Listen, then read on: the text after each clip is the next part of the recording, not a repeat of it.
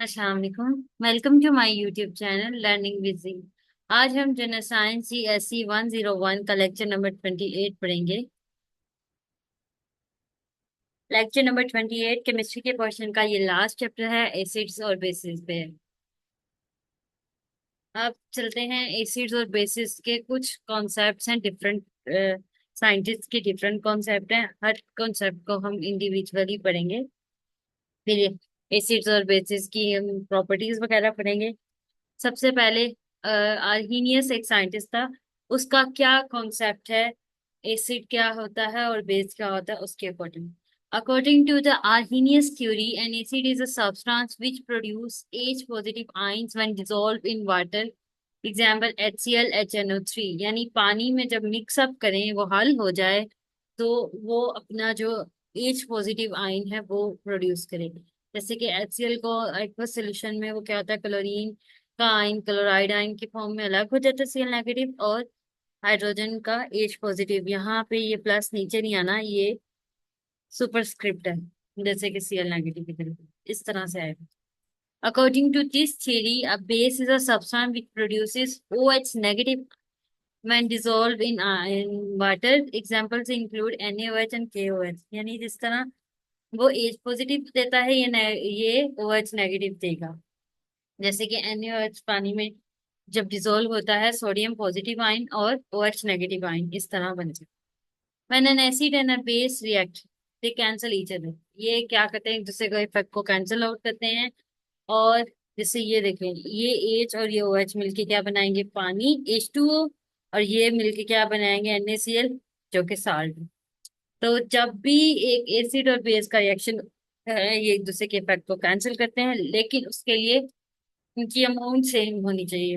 यानी जितना एसिड हो उतनी ही बेस होनी चाहिए, फिर ही न्यूट्रलाइजेशन होती है। इसको न्यूट्रलाइजेशन कहते हैं। और साल्ट एंड वाटर बनता है। एग्जाम्पल यही वाली HCl plus NaOH gives us. यहाँ गिव्स अस का साइन आना है NaCl plus H2O। Some bases and their uses. Ammonia base है, इसके यूज हैं। Production of fertilisers use in manufacture of nitric acid neutralise the acid. ये जो line यहाँ पे मिसप्रिंट है, ये मैंने यहाँ लिख दी है। In the petroleum industry and prevent premature coagulation in nature.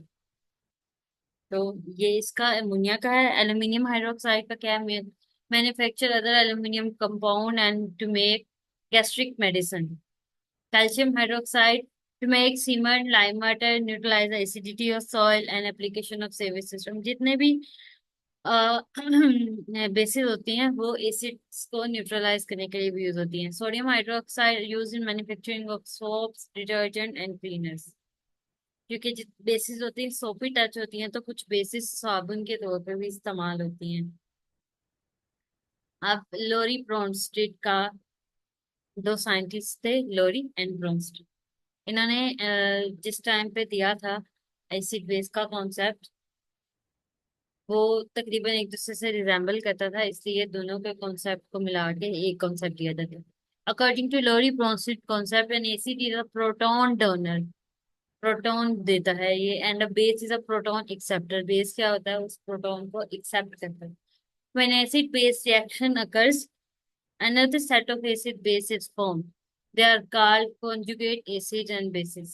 Example, when HCl is dissolved in water, in the following reaction occurs. HCl plus H2O gives us H3O positive plus Cl negative. इसको conjugate acid कहते हैं। Hydronium ion is a conjugate acid, whereas Cl negative ion is conjugate base. Reaction of acids with metals। Metals के साथ इसके कुछ reaction दिए हुए हैं, जैसे एल्यूमिनियम के साथ मिले एल्यूमिनियम क्लोराइड और हाइड्रोजन। मैग्नीशियम के साथ बने तो मैग्नीशियम का सल्फेट और हाइड्रोजन। यहाँ ये एस नहीं आना, गलती से लिखा हुआ है शायद इन्होंने। आयरन के साथ मिलता है तो आयरन सल्फेट बनता है और हाइड्रोजन निकलता है। Acid base reaction, acid base reaction होते हैं तो पानी बनता है और सॉल्ट बनता है। जैसे NaOH प्लस NO3 है तो NaNO3 और H2O, ये पानी बना, ये सॉल्ट। KOH प्लस CH3COOH, ये CH3COOK plus H2O। Reaction of acid with metal oxide, metal oxide के साथ जब रिएक्शन बनेगा वाटर बनेगा और ये इस तरह से कंपाउंड बन जाएंगे। एसिड एंड बेस स्ट्रेंथ,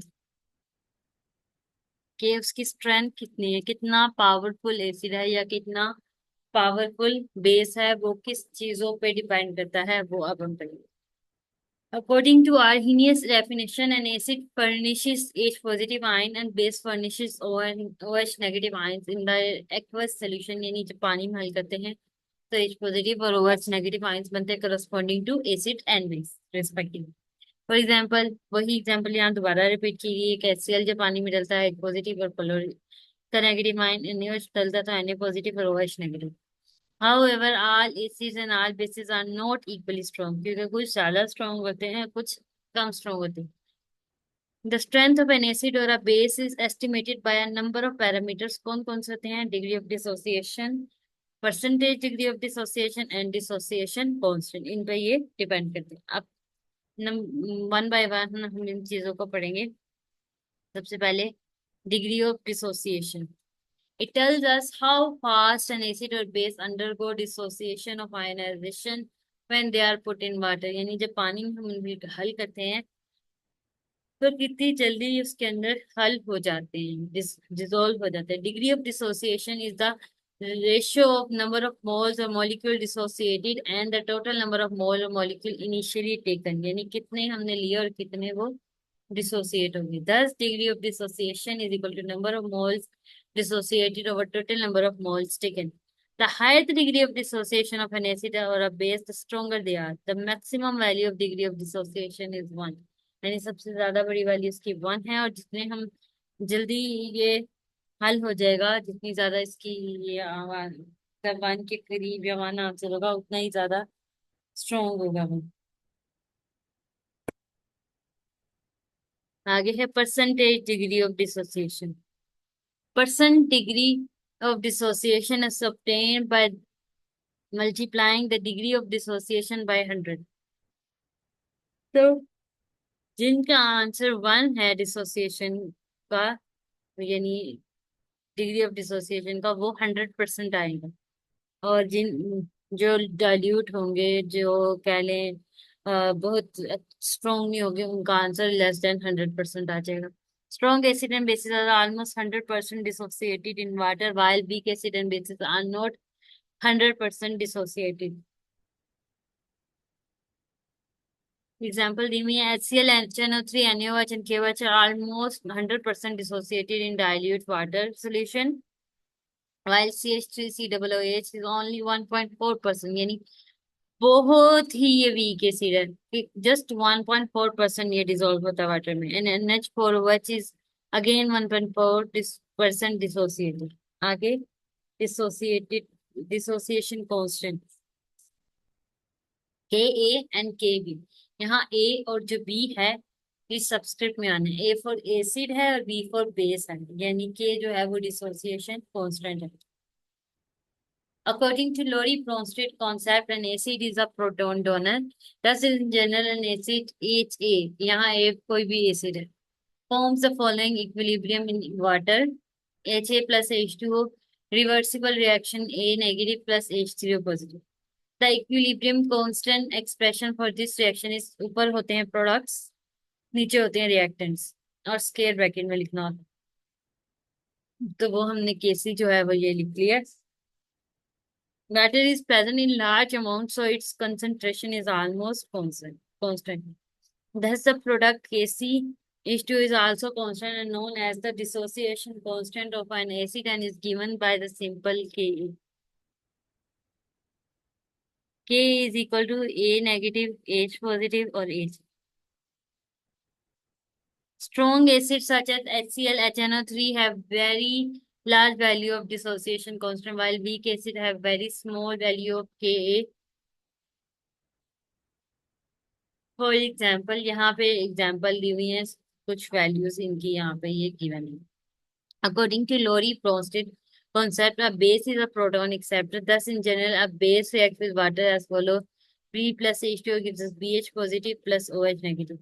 आगे है पीएच एंड पीओएच। आपने अक्सर चीजों का पढ़ा होगा कि इसकी पीएच इतनी, इसकी पीएच इतनी। जैसे जो हमारा पानी है, जो उसकी पीएच होती है वो 7 होती है।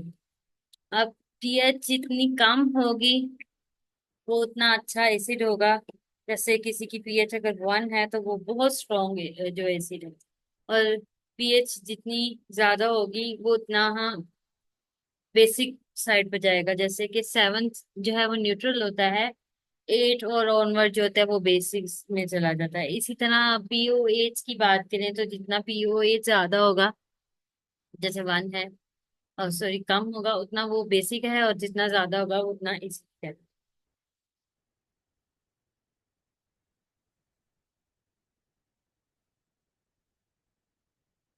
Pure water is only about 2 into 10 raised to minus 7% dissociated into uh, ions at 25 degree. H2O gives us H positive plus OH negative. Then the equilibrium constant Kc is equal to H positive OH negative H2O. Since water is in excess, H2O is constant. Kc into H2O gives us H positive OH negative. इसको Kw कहते हैं। Kw is known as ionic product of water. Its value has been experimentally found as Kw की value होती है 1 into 10 raised to minus 14 mole square per decimeter -6.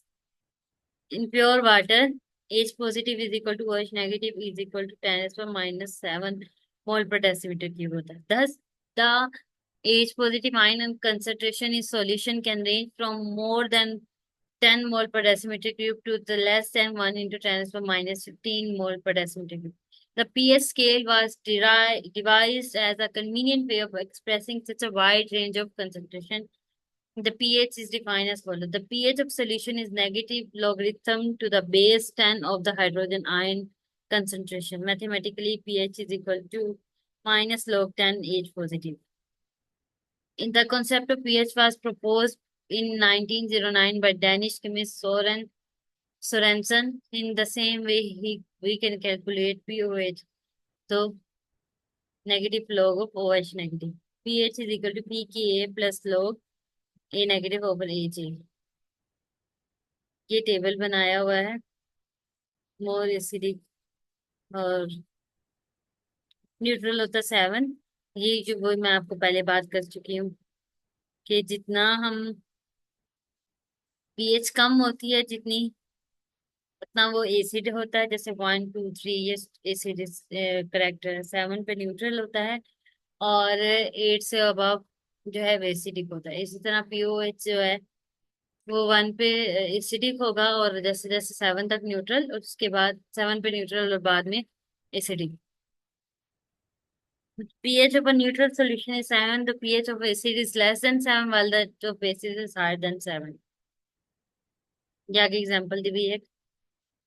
What is the pH of a 0.016 mole per decimeter cube solution of an NaOH?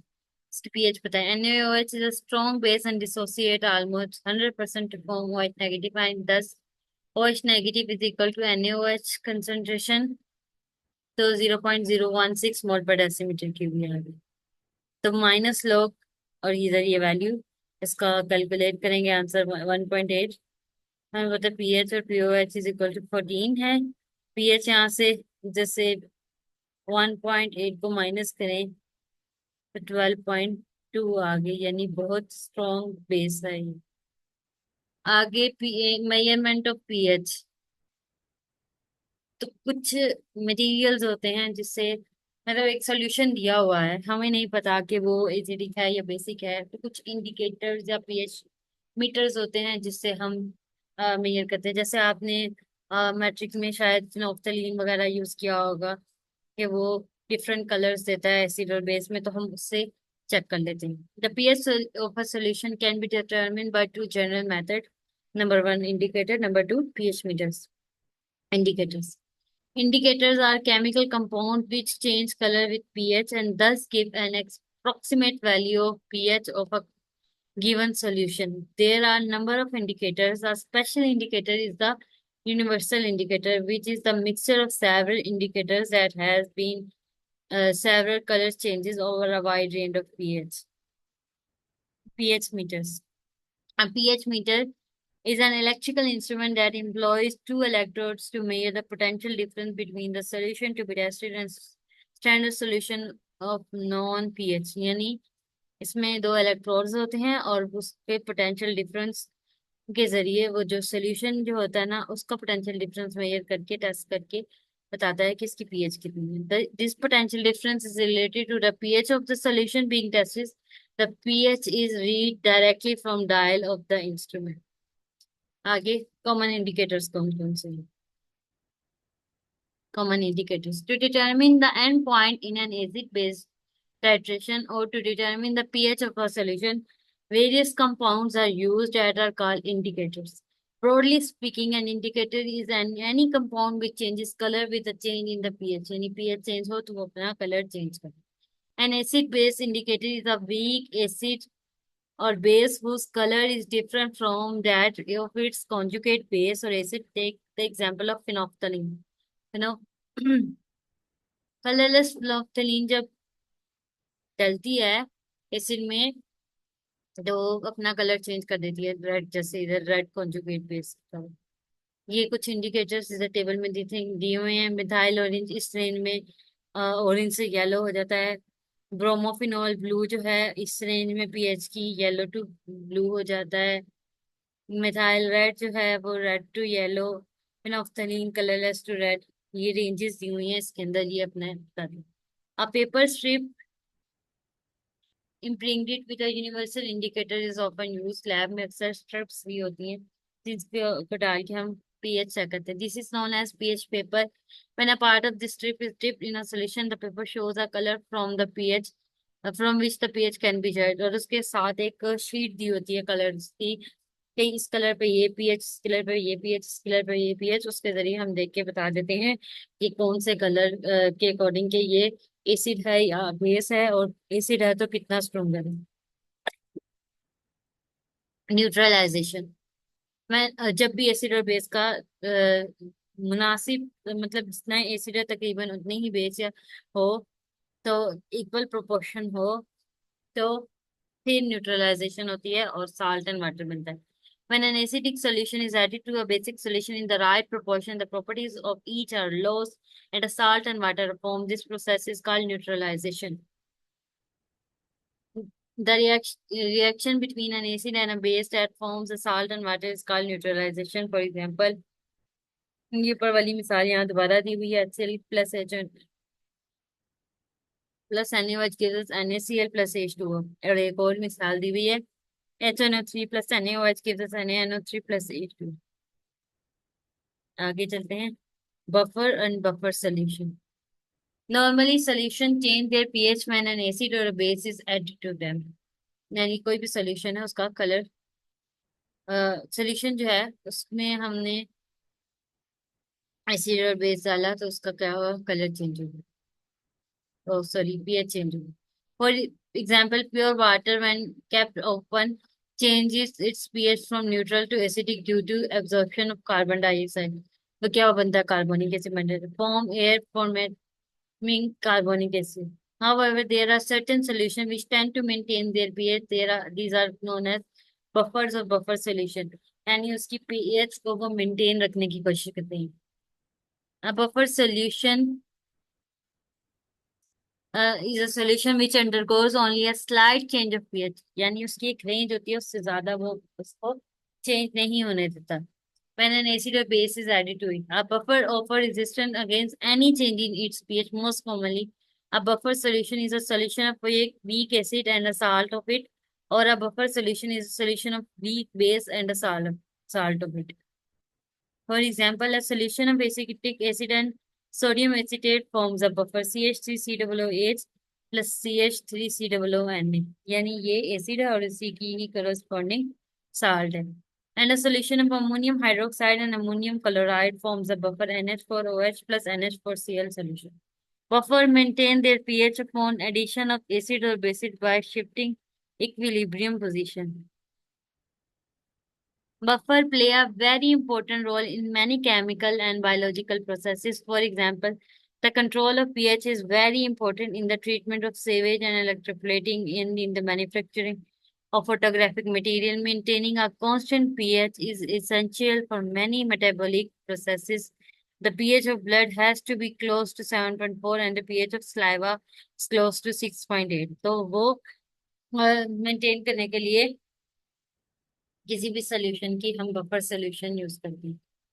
आगे oxidation and reduction, हम बहुत दफा पढ़ चुके हैं ऑक्सीडेशन रिडक्शन रिएक्शंस के बारे में। और हमने ये भी पढ़ा था कि लॉस ऑफ इलेक्ट्रॉन हो या लॉस ऑफ ऑक्सीजन हो या एडिशन ऑफ हाइड्रोजन हो, सॉरी एडिशन ऑफ ऑक्सीजन हो, तो ये ऑक्सीडेशन होती है। रिमूवल, वो जो है हाइड्रोजन सॉरी ऑक्सीजन का रिमूवल हो, हाइड्रोजन का एडिशन हो या इलेक्ट्रॉन का गेन हो तो रिडक्शन होती है। और जब रिडक्शन होती है किसी की तो दूसरे मटेरियल की ऑक्सीडेशन भी होती है, ये दोनों इकट्ठे ही होते हैं। Many reaction involve transfer of electron from one atom to another atom. These reactions are known as oxidation reduction reaction. The loss of electron from an electron is known as oxidation, while the gain of electron by an atom is called reduction. Oxidation and reduction always takes place simultaneously, and extent of oxidation is equal to extent of reduction. That is, the loss of electron is equal to the gain of electron. The substance that undergoes oxidation is known as reducing agent, and the substance that undergoes reduction is known as oxidizing agent. Oxidation number. A very important question to how to decide whether a given reaction is an oxidation reduction reaction or not. To recognize such reaction, we can use the concept of oxidation number, also known as oxidation state. कुछ materials होते हैं उनकी एक से ज्यादा oxidation number होते हैं, जैसे आयरन के FeSO4 भी होता है, Fe2SO4 भी होता है, इसी तरह और भी कंपाउंड्स होते हैं, तो वो एक से ज्यादा ऑक्सीडेशन स्टेट पे उनके कंपाउंड्स होते हैं, तो उससे हम उनके ऑक्सीडेशन नंबर मेजर करते हैं। The oxidation number of an atom is an apparent charge that is assigned to it on the basis of certain rules. For compounds, the oxidation number may be defined as follows. Oxidation number of an atom in a compound is the apparent charge on the atom if both electrons of each bond are arbitrarily assigned to the atom of higher electronegativity. The oxidation number is not the real electrical charge. It is a charge that would be associated with a particular atom if we assign both the electrons of each bond to the atom of higher electronegativity. The oxidation number is the measure of the extent or degree of oxidation of an element in its compound. तो ये यहाँ पे अपने इसकी definition याद करनी है, बहुत डीपली इसकी एग्जांपल और ये वो आपके सिलेबस का हिस्सा नहीं है, वो आपने नहीं करना। जितना आपको यहाँ दिया हो उतना ही करना है। यहाँ पे ये लेक्चर खत्म होता है। अगर आपको मेरी वीडियो पसंद आई हो तो आप मेरी वीडियो को लाइक करें, मेरे चैनल को सब्सक्राइब करें और इसको मजीद स्टूडेंट्स तक शेयर करें। अब मुझे दे इजाजत, मिलते हैं नेक्स्ट वीडियो में, तब तक के लिए अल्लाह हाफिज।